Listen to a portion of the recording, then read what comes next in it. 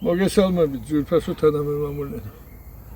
ჩვენ ახლა წანისის ტყეპარკის მიდამოებში ვიმყოფებით.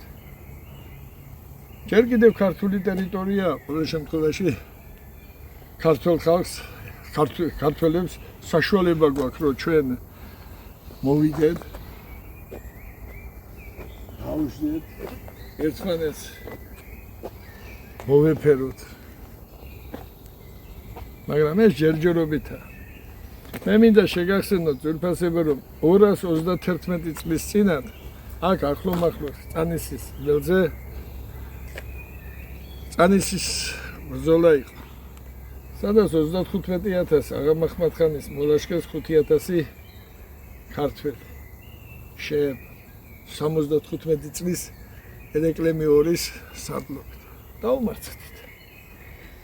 ეს 300 არაგველი, უამრავი თითქმის სულ ამოწყდა ჩვენი ჯარი, ახლა ერთი შვიდზე იმოქმედა. შემდეგ აღამახმად ხანმა აიღო თბილისი, გაძარცვა, დაარბია, გაანადგურა ქართლი, შაჰაბაზმა რაც დააკლო ქალს და კახეთზე გადატყდა, აღამახმად ხანმა დაახლოებით ის გაუკეთა ქალს. მაგრამ ყველაზე გასაოცარი ის იყო, რომ ამ მონსტრმა, ამ მიზანტროპმა წანისის ეს ტყეპარკი, რომელიც მაშინ უდაც არსებობდა, შეიძლება უფრო უღრანიც იყო, არც გაჩეხა, არც გადაწვა. ესე იგი, თვითონ ქართველების ერთ-ერთმა უდიდესმა მოძილეს, ხელი არ მიცა რაღაცა, არ ვიცი სატანის ძალამ რაღაცამ, ალლაჰმა იმის შინაგადად ვერ გააკეთა, რომ ამ რაღაც ღვთაებრივ სილამაზეს ამ ედემის ბახშომ შეხებოდა. და ეს ეგრეთ წოდებულია. მე არ ვიცი რაღაც ხელისუფლება, ივანიშვილი, მისი ბრბო, რომლებიც რატომღაც ერთმანეთს უძახიან, რომ ესენი არიან საქართველოს ხელისუფლება და საქართველოს ხალხის ბედი უნდა გადაწყვიტონ. ამათმა ეს ტერიტორია 650 ჰექტარი, 600 ჰექტარზე მეტი და როგორც გაირკვა უკვე იქ ბათუმის შესასვლელთანაც 450 ჰექტარი ჩვეულებრივად ვის მიყიდეს, ანუ აქ არაბებზე ლაპარაკი არა.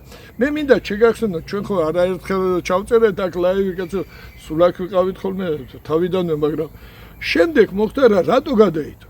ამ ირანის ომმა გადადო. ამ ირანის ომმა გადადო და ადამიანს, კაცო, როგორ უნდა გაუხარდეს სხვისი ომი და უბედურობა, მაგრამ ყველას თავისი გაჭირვებია, მაგრამ შემდეგ ჩვენ ლაივი ჰქონდა ჩაწერილი ცალკე სხვა მეგობრებთან ერთად, რომ ეს სიტუაცია მოტრიალდებოდა უკან.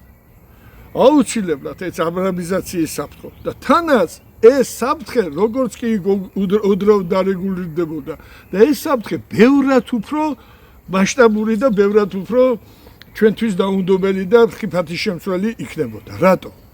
იმიტომ ამ ომმა არაბთა ემირატების მეშვეურებს დაანახეს, რომ ის სამოთხე, რომელმაც მათ ხელოვნურად შექმნეს იქ უდაბნოში, ხელოვნურადვე შეიძლება ჩვეულებრივად განადგურდეს. აქ კი ჩვეულებრივად სამოთხეა, კაცო, ნორმალური უნდა იყოს, არანორმალური უნდა იყოს. არაბთა ემირატები და სხვა არაბული ქალაქები, ქვეყნების და განამარტო არაბულის მეშვეურები, რომ ჩვეულებრივად, მაგრამ ხელისუფლება ჩვენ როგორ გვიყურებს? ესე იგი, საქართველოს მთლიანად უყურებს როგორც სარფიანად გასაყიდ ტერიტორიებს, ხოლო ჩვენ მოსახლეობას, არ ვიცი, მე იაფ სამუშაო ძალად თავისი მომავალი რაღაც სტრატეგიული ფინანსური გეგმების აუცილებელ ანტრიბუტად გვიყურებს. ჩვენ ისინი ადამიანებად აგვთვლიან. ხშირად გამიგონია გენაცვალე, რომ აი მე მიუთითოთ ხელისუფლებას, მივიდეთ, რა უნდა მიუთითოთ? აქ მაგათ არაფერი კი არ ეშლება. ესენი მიზანმიმართულად გვანადგურებენ. მიზანმიმართული ეს საქართველოს ქართველების გარეშე ახსნაც ადვილია რომ დაუფიქრდეთ. თუ ჩვენ სახელმწიფო ერად დავრჩით, ბოლო და ბოლო ჩვენ მოვთხოვთ მათ პასუხს. ამიტომაც მათ ყველანაირად აწყობთ, რომ ჩვენ ქართველები როგორც სახელმწიფო წარმომქმნელი ერი გავქრეთ, უმცირეობაში მოვყვეთ, საერთოდ რო გავქრეთ, უფრო იდეალურია და რა საკვირველია ის არაბი ის ირანელი რომლებმაც ამ ხელისუფლებამ შემოიყვანეს და წინამაც რა მნიშვნელობა მაგ ერთია ეს ზღაპრებს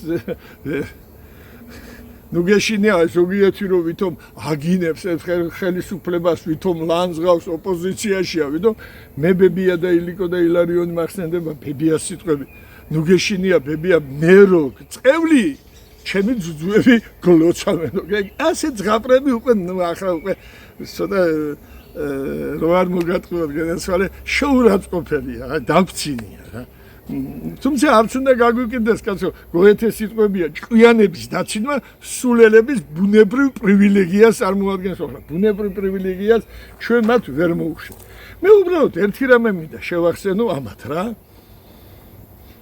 კაცო რომ ამაზე ძალიან სერიოზულად მოეთხოვებათ პასუხი და აი დაფიქრდნენ რა აი ესე ჩვენთან არსებობდა ასეთი მე-13 საუკუნეში იყო ასეთი ოქროს ხანა თამარ მშვიდმნათობიერის თამარ მეფის მეფობის დროს და ამ დროს განამარტო სიკვდილის დასჯა არ არსებობდა აი ამ დროს საქართველოს ედემის ბაღი ვიტყოვდა ის წინსვლის სიუხვის აღმავლობის აი მუზათა და ფერიათა მუდმივ სამყოფელს წარმოადგენდა და განამარტო სიკვდილის დასჯა იყო აკრძალული. ყოველგვარი ფიზიკური დასჯა იყო აკრძალული. ჯოხიცემა, ასოწარკვეთა და ამ დროსაც კი ზუსტად ქართული მიწების გასხვისების გამო ტაოკლადეჩის ერისთავი გუზან ტალოელი სასტიკად დასაჯეს. მათ თვალები დათხარეს და ძალიან მინდა რომ ხელისუფლებას თვალები დათხარეს. არ მოგიწიოთ იგივე თქვენ. რა, როდესაც ესენი რაღაცას მე ამათ რო უყურებ, როგორც ექსევიან. აი, შეიძლება იყო მტერი, მაგრამ რაღაცა ლოგიკური რაღაცა აი, გარამზადა სინდისი რო გააღვიძო, სილა უნდა გააწნაო, მაგრამ ამათთან ეს არ არსებობს, გენაცვალე. გააღვიძებ იმას, რაც არსებობდა და როდესმე დაუძინია. როგორ უნდა გააღვიძო ის, რაც საერთოდ ბუნებაში არ არსებობს, კაცო. ისედაც ძნელია შავი კატის ბნელ ოთახში ძებნა და გამორიცხულია. ის თუ შავი კატა ბნელ ოთახში საერთოდ არა ვერ მოძებდი, მაგრამ ჩვენ ამათში სინდის ვერ გავაღვიძებთ. ჩვენ ერთ აზზე ვერ მოვათ რომ ამათვის აი მე სხვა რამის მეშინია კიდო. მე ამათ რო უყურებ სააკაშვილის რეჟიმსაც ამ რეჟიმსაც მანამდე შევარნა მე სულ ფიქრობდი რომ აი ხო არსებობს ხო შეიძლება ამათ რამე შეეშალოს და რაიმე ჩვენი ქვეყნის ჩვენი ერისთვის სასარგებლო რაიმე კანონიან ქმედება გააკეთონ გამორიცხულია და ესე იგი და ამიტომაც მე ნახდათ შიშიზნობა და მეუფლა რომ ესენი ადამიანები საერთოდ არ არიან კაცო მე ხანდახან ესენი მგონია უცხო პლანეტელები. აი ნახდათ ვიძახი რაღაცნაირად, ნუ ადამიანებისთვის ამათ არავითარ ადამიანისთვის აი ნიშანდობლივ უნარჩვევას ესენი არ ფლობენ. თორემ შეეშლებოდა უბრალო ადამიანები რო ყოფილიყვნენ. ჩვენ ყველას გვეშლება და რაიმეს სასიკეთოს გადადგამდნენ. და მე უკვე შიში მე მგონია ესენი მართლა არიან რაღაცა სასეცებიანი, მუხლუხებიანი რაღაც ურჩხულები, რომელსაც ჩვენი თვალის დასახანახად ადამიანის კანიერ გადაგრული. და მეშინია, კაცო, როდის მოწინდებათ მაგათ ამ გარსის სტანება, როდის გადაიზრობენ, გამოუშვებენ ასობით საცეც, მუხლუხოს, არ ვიცი ახლა ამათ ანატომიაში ნახდათ არ ვარ ბოლომდე, გარკვეული და მოგვარდებიან დასაგლეჯად. ამათან სხვას არაფერს არ ვიცი. უბრალოდ მე საქართველოს მოსახლეობას ახლა დაუძახოთ, მოვიდენ, ვიცი, ისეთი სიტუაცია ისი არის, ხალხი დაბნეული, დადრგუნული, მაგრამ ჯანსაღი ნაწილი დაუფიქრდეთ. რაზე მიდის საუბარი? მიდის საუბარი იმ ნაწილზე, იმ ჩვენს ძირძველ ქართულ მიწაზე, რომლის თითოეულ გოჩში ჩვენი გვირი წინაპრების სხვა სისხლია ჩაქცეული. მიდის იმ ქართულ მიწაზე, რომლით ვაჭრობა თითოეული ღირსეული ქართველი მამულიშვილისათვის ისევე მიუღებელია, როგორც დედის, დის, მეუღლის, ლეჩაკის სიწმინდით შვილების კეთილდღეობითა და სიცოცხლით ვაჭრობა. მე ადრე მithქვია და კიდევ ერთხელ ვიმეორებ, რომ მე ძალიან მეშინია. აი სიცოცხლე ძალიან ტკბილია, რასაკვირველია, აი მე ისეთი წარმოდგენა მრჩება ყველაფერს ამას, რაც საქართველოში ხდება, უმრავლესობა Facebook-ებით, ტელევიზიებით ისე უყურებს, თითქოს რაღაც მრავალ სერიალ ფილმს უყურებდნენ და მოუთმენლად ეროდნენ, როდესაც იქნება კვანძის გახსნა. ეს ჩვენ გვეხება, ჩვენი ცხოვრება. უფალი არ გვაპატიებს და რისი მეშინია თქო. იცით რისი მეშინია?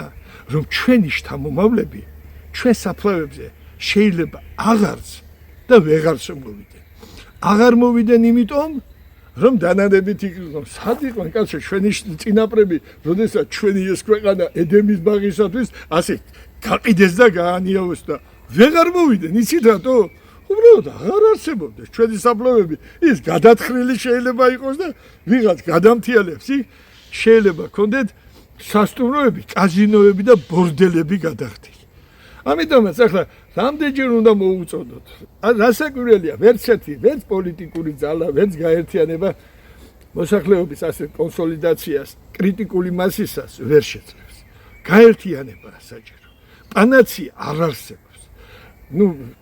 გამეორდები, მაგრამ მე პირადად თუ სადმე წამეკითხია, თუ სადმე მომისმენია, ყველაზე უფრო აი ესეთი რომ აი ყველაზე მეტად მომწონებია ეს არის ის ფრაზები, რომლითაც იწყებს და ამთავრებს გენიალური რუსი ეს არაერთხელ მithქვია კლასიკოსი ლევ ტოლსტოი. ეს რა უბედურება, ეს გარეწარი ხალხი რა ადვილად ერთიანდებაო, რა გვეშველებაო, შეწუხებულია გენიოსი და გენიოსი გენიალურ